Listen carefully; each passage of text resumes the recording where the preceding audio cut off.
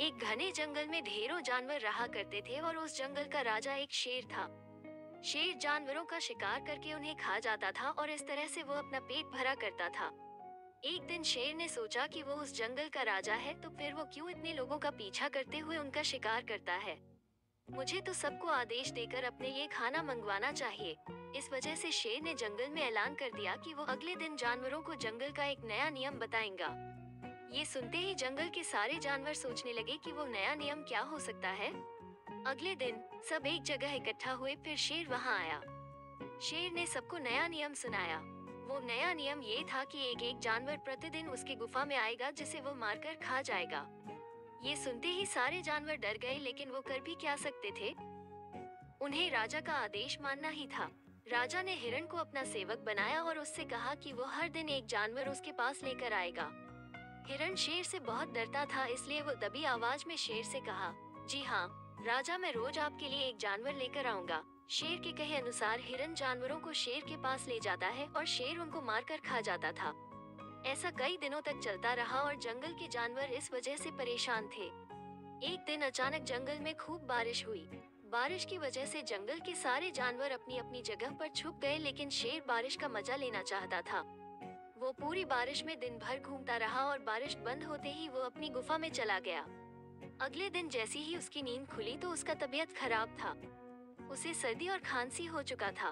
वो दिन भर खांस रहा था। तभी हिरन उसके पास आया और उससे बोला, राजा, आज मैं आपके खाने के लिए किस जानवर को लेकर आऊं? शेर बहुत खांस रहा था, जिसकी वजह से वो नहीं बोल पा रहा था। इसीलिए शेर ने हिरन को इशारे में वहां से जाने को कहा। शेर की हालत दिन प्रतिदिन बिगड़ती ही जा रही थी, क्योंकि सर्दी और खांसी ठीक नहीं हो रहा था। वो भूखा रहने लगा था। तभी जानवरों ने शेर को तकलीफ में देखकर उसकी सहायता करने के बारे में सोचा। जंगल के सारे जानवर मिलकर अच्छे से अच्छा जड़ी बूटी इकट्ठा करने लगे और फिर उसका काढ़ा बनाया। अब जानवरों को वो काढ़ा शेर को देना था।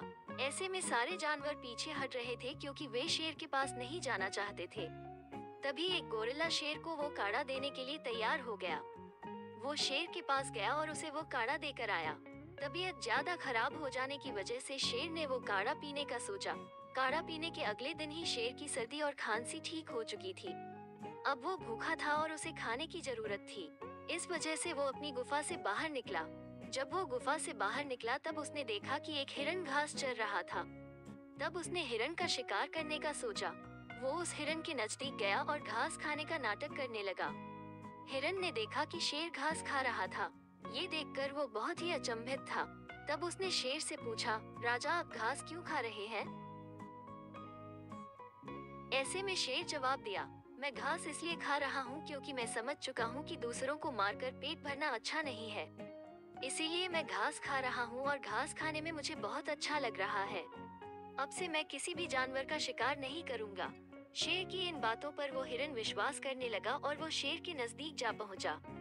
मौका देखकर शेर ने तुरंत ही हिरन को धर दबोचा और उसे मारकर खा गया। फिर से शेर जंगल के जानवरों का शिकार करने लगा और उसका आतंक बढ़ गया।